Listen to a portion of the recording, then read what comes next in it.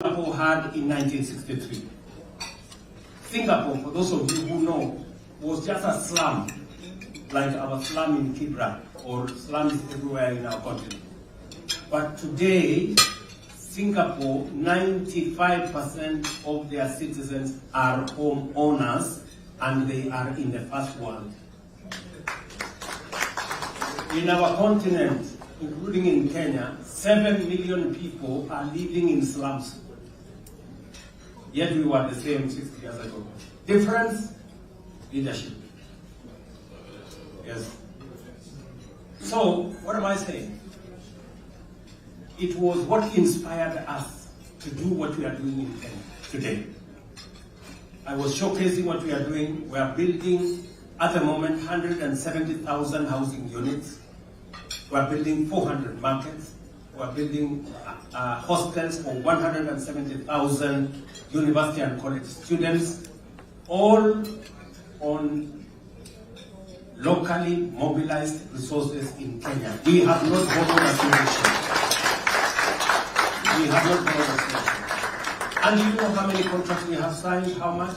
The worth of contracts we have signed in the last 2 years is $4 billion. The CEO of Shelter, who operates from Nairobi, is right there. He knows what I'm saying. In fact, when I mentioned this in one of the interviews I was in Ethiopia, people say, $4 billion, is that really possible without borrowing? Because we have refused to mobilize domestic resources because we are accustomed to borrowing money from the people who we complain they are lending to us at very high rates. What were they supposed to do? And I'm saying this because we are all Africans here and we must tell each other the truth. Yes. It is possible to mobilize resources. And I want to encourage my brothers who are here. My brother, the CEO of African Development Bank, AFC, and all the other institutions, that when we talk about these African institutions,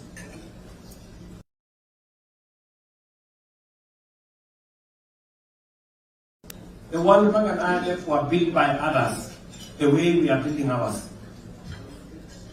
So even as we seek to reform World Bank and IMF and all those other institutions, we must also begin by building our own institution, by believing in ourselves and putting our resources in those institutions.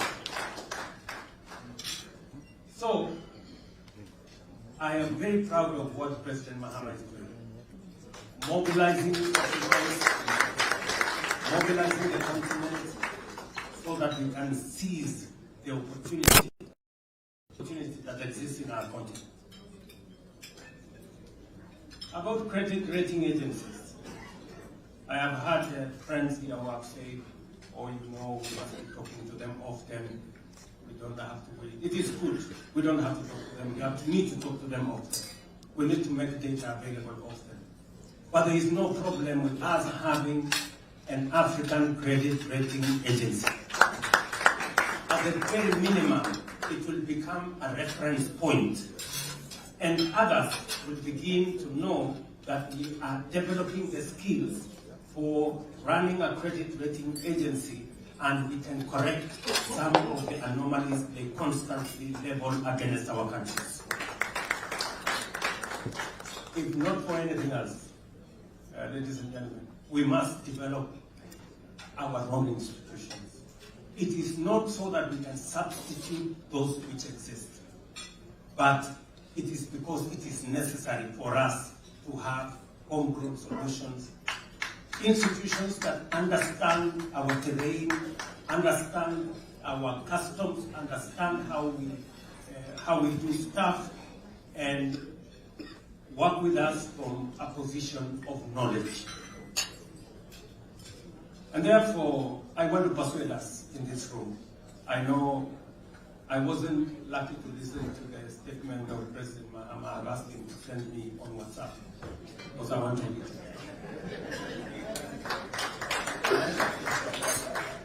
Because he is pushing a very important project for us as a country.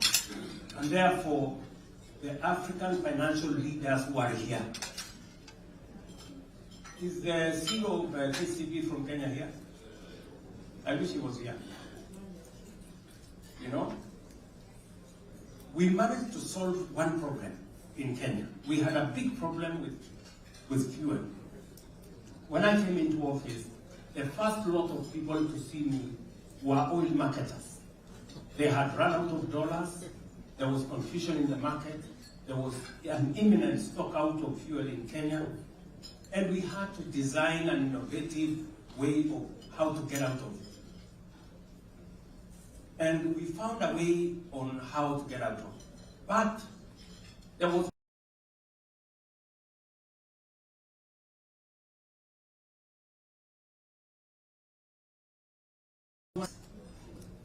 so we had the Standards and the Standards and all these other huge banks. Kenya institution stepped in and sorted out the problem for us. That is the value of having homegrown institutions. And I was persuaded from that moment that the government of Kenya is going to be buying more shares in our own institutions. I have put more money in buying shares in Afri-Exim Bank. I have put more money in buying shares in Trade and Development Bank, because those institutions will come in handy when we need them. They will be there when it is shining. Are we together, good people? Now, I am talking to you as an African leader, and we must call a spade so that we can move to the next level. I want to encourage our, and for your information, Kenya Commercial Bank, just by starting, they made the most money that year because they took a risk on us. All those other people who are approaching, I don't want to mention names, one of the banks with the headquarters somewhere in South Africa.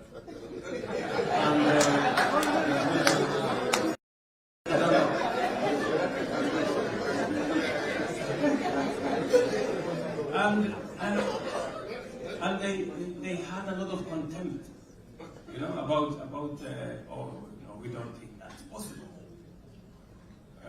We don't think that. But a year later, they were in my office. Oh, you see, now we want to participate, you know, because now KCB is making a lot of money, they want a piece of the pie. Really? Of course you know what I did. I told them that's the dope. I mean, really. So we should, I just want to encourage us that we can do stuff. We can do stuff if we are focused, if we believe in ourselves, and if we work together. Yeah, and that's what we're trying to do, using the convening power of the African Union to bring all our financial institutions together, and so that we can think about the future of our continent together, even as we work with the rest of the global community to sort out our issues. Thank you very much, and I apologize if I have said anything that offends anyone.